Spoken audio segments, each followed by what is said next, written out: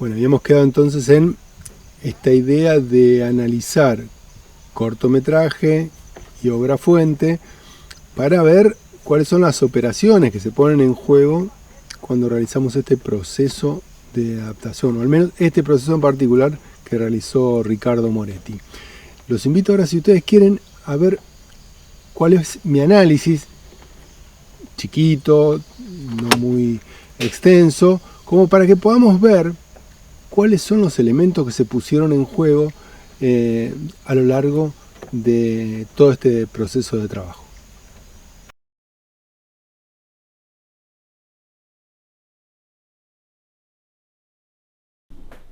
Nos gustaba la casa porque, aparte de espacios y antigua, hoy que las casas antiguas sucumben a la más ventajosa liquidación de sus materiales, guardaba los recuerdos de nuestros bisabuelos, el abuelo paterno, nuestros padres y toda la infancia. Tomo este fragmento del cuento Casa Tomada como para desplegar a partir de acá algunas dificultades que ya a simple vista surgen de esta lectura. Fíjense ustedes que en primera instancia ya la utilización de un tiempo pasado implica que a la hora de pensarlo en términos cinematográficos tengamos que producir modificaciones. La imagen es la actualidad de la representación, el guión es lo que se ve y lo que se oye. Entonces, este fragmento que expone ya un tiempo pasado nos hace pensar en una posible dificultad. Si después ya nos metemos en el desarrollo de lo que expresa, nos está hablando de una historia que excede el tiempo del relato, que viene de mucho antes. Y de hecho, durante el desarrollo del cortometraje, muchos aspectos de la vida de la familia son objeto de pormenorizadas descripciones de parte de Cortázar. Por lo cual, ya de alguna manera, por una cuestión material de soporte, deberíamos pensar en que hay cosas que no van a poder estar. Otra cuestión que no está como debidamente descripta es el contexto histórico. Está sugerida la ciudad de Buenos Aires, pero en este mundo, atravesado por la subjetividad de los recuerdos y las sensaciones de los personajes, hay cuestiones que se pasan de largo y que, pensándolo en términos cinematográficos, deberíamos situar con mayor claridad. Podemos pensar, por ejemplo, en los personajes, de los cuales hay muy poca descripción física. Podemos pensar también de las pocas acciones concretas que hay en función de desarrollar un conflicto. Los personajes escuchan ruidos, producen una acción y siempre se quedan a la espera. Como en todo relato moderno, además de estar atravesado por las subjetividades, nos encontramos con un ambiente, un contexto que es agresivo y que de alguna manera, en este caso la casa, toma casi el valor de un personaje antagónico. Vemos también, si analizamos la estructura global, que hay una primera etapa donde de alguna manera describe la rutina, como decíamos, la historia personal de los personajes, la relación entre hermanos, esta especie de manía o acción repetitiva de Irene de estar tejiendo permanentemente, algunas cuestiones ligadas a la posición social de los personajes que reciben plata del campo, que no trabajan. Hay detalles muy interesantes de la casa, algo, como les decía, de Buenos Aires, pero todo dentro de un estilo bastante descriptivo y siempre atravesado por sensaciones de lo que siente el personaje en función de aquello que describe. Finalmente, un nuevo ruido ya precipita el final del relato. Es un final abrupto, donde el personaje prácticamente lo poco que hace es tirar las llaves. Me refiero al protagónico y ayudar a su hermana a salir del lugar. Sin duda, todos estos vericuetos que ofrece el texto, estas dificultades, estos problemas, a la hora de pensarlos en términos visuales, implican la toma de algunas decisiones importantes. Entonces, por ejemplo, pensar sobre este universo que brinda el texto. ¿Qué suprimo? ¿Qué conservo? ¿Qué modifico? ¿Qué equivalentes de expresión utilizo? Al respecto, esto es lo que hizo Ricardo Moretti, alumno de la vieja Escuela de Cinematografía de la Universidad Nacional de La Plata, ya a fines de la década del 60, con el cuento de Cortázar.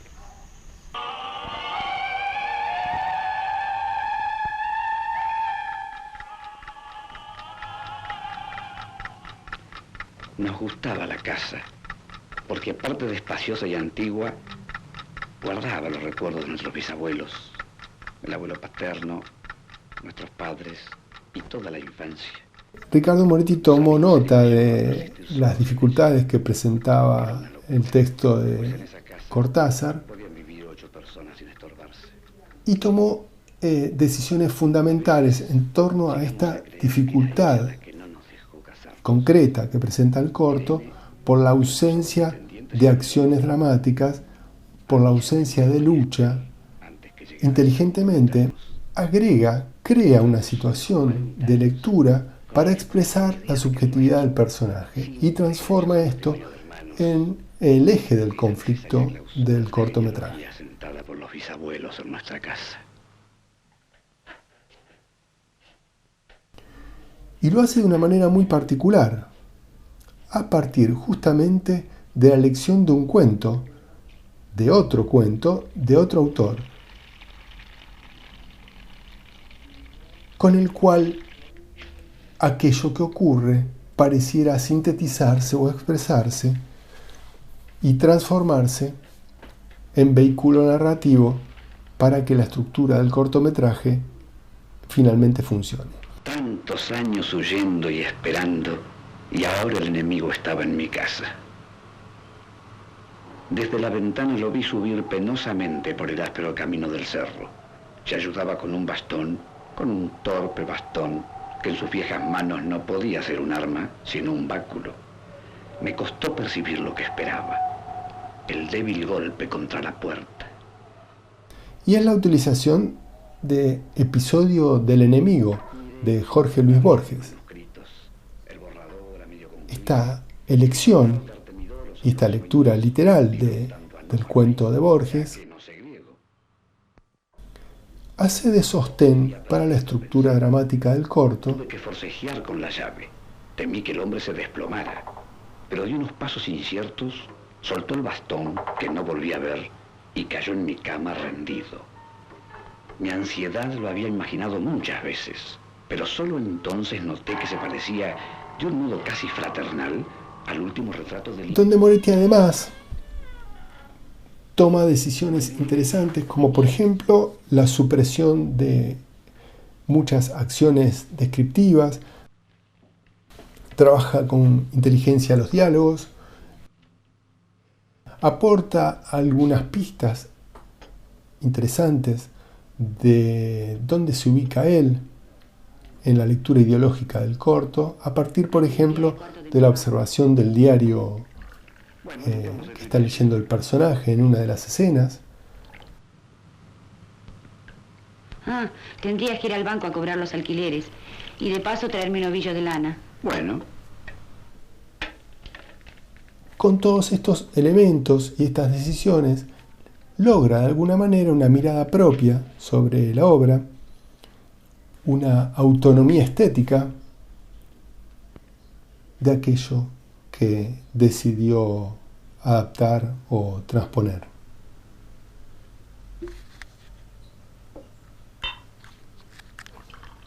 Esta serie de decisiones que analizamos son de alguna manera un primer esbozo de las dificultades que presenta un proceso de transposición cuestión que iremos desarrollando con mucha más profundidad en las clases sucesivas.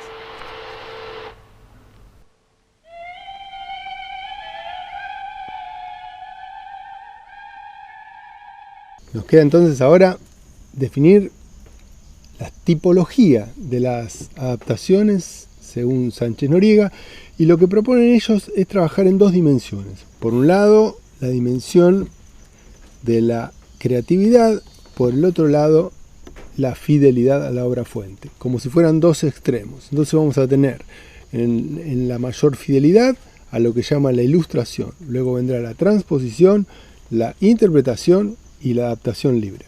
Vamos a ver en este gráfico entonces cómo define a cada una de ellas. Les decía entonces que Sánchez Noriega clasifica o intenta de alguna manera clasificar a los distintos tipos de transposiciones de acuerdo a la dialéctica, fidelidad y creatividad. Desde esta dimensión nos está hablando de ilustración, transposición, interpretación y libre.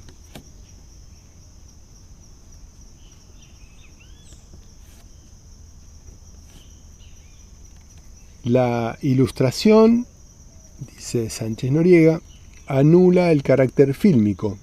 No hay obra autónoma. Es literal, fiel, pasiva, académica. Domina el qué sobre el cómo. Suprime comentarios, transcribe diálogos, usa solo elementos figurativos. Se justifica por su divulgación y comercialización más que por su valor estético y cultural.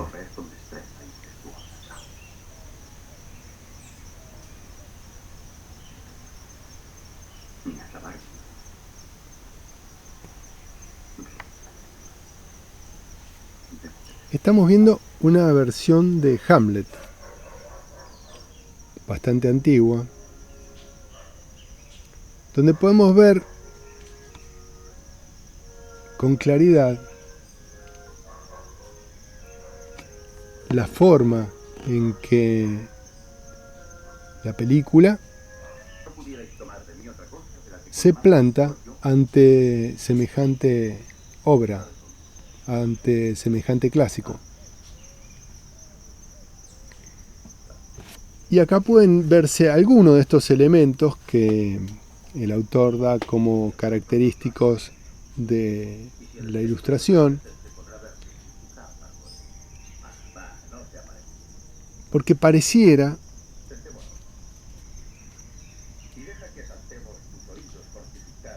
que la obra le está cediendo autonomía a su precedente.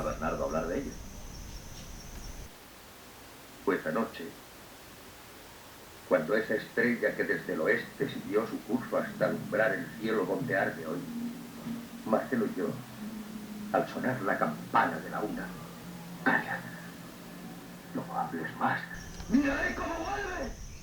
Fíjense cómo esta versión de Hamlet parece deudora de su obra original. Estos diálogos están transcriptos prácticamente, literales, académicos, shakespearianos.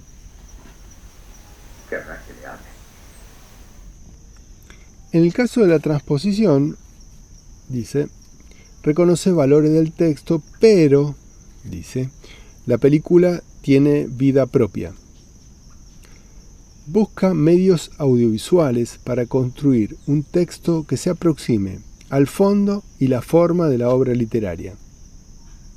Se privilegia la estética, lo cultural y la ideología. Según Alan García, a quien Sánchez Noriega cita, sería una obra doble.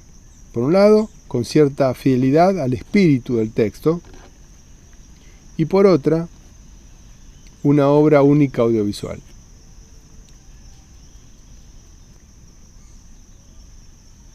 En el caso de la interpretación, estamos en un modo más personal, hay una lectura crítica, una apropiación.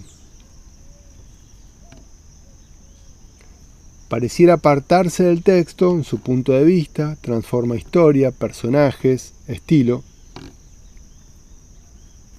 Hay analogía en otros aspectos, por ejemplo, enunciación, temática. Pero algo importante, va más allá que el texto, proyectando el mundo del propio cineasta. Por último, libre. Dice, no opera sobre el conjunto del texto, actúa sobre diferentes niveles. Ejemplo, estructura, atmósfera, el tema, la ideología.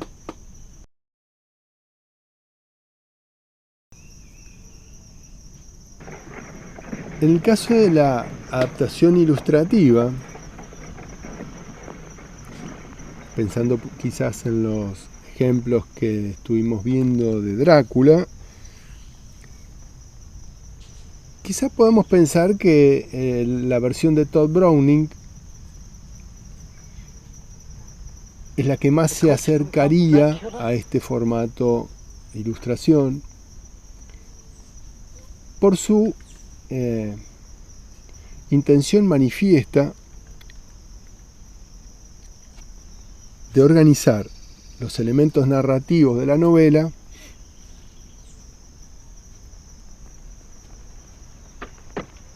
para tratar de hacerlo lo más fiel posible justamente a esa matriz, ¿no?, del relato. Tiene que ver con el dominio del qué sobre el cómo. Por supuesto que no estamos hablando de categorías sumamente rígidas y podemos discutir también quizá que habite algunas partes de la definición del modo transposición.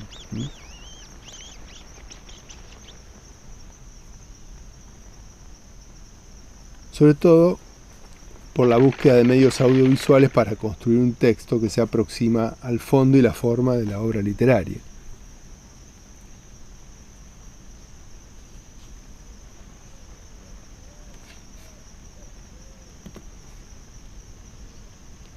En el modo de interpretación me gustaría ubicar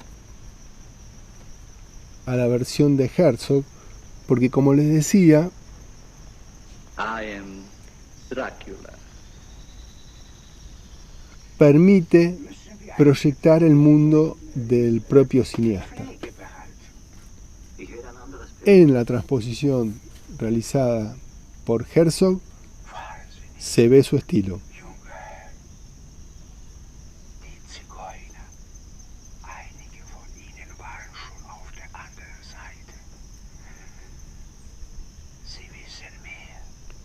Se ve su modo personal, su apropiación.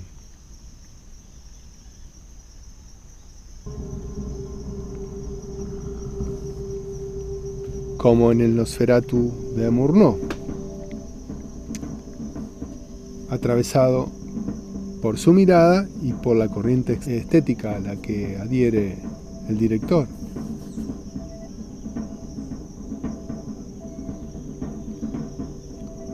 La construcción del personaje de Nosferatu es muy particular.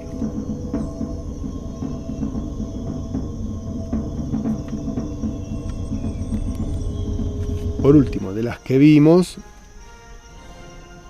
la versión de Guy Maddin sería la más libre de todas, ya que no opera sobre el conjunto del texto. Decíamos, tiene pretensiones operísticas, hay una clave de danza, de videodanza, que entra en juego de una manera notable, pero actúa sobre niveles reconocibles de la obra. la atmósfera, ciertos aspectos de la estructura, a pesar de las enormes transformaciones que realiza sobre la matriz narrativa y estructural de la novela.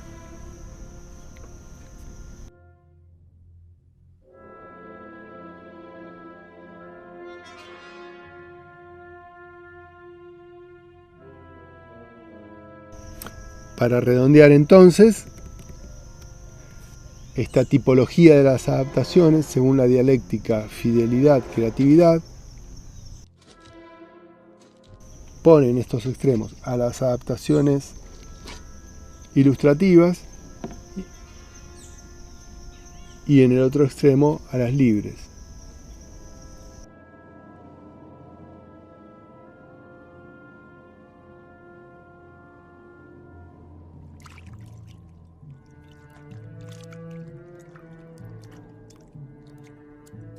Esta es entonces la tipología de las adaptaciones.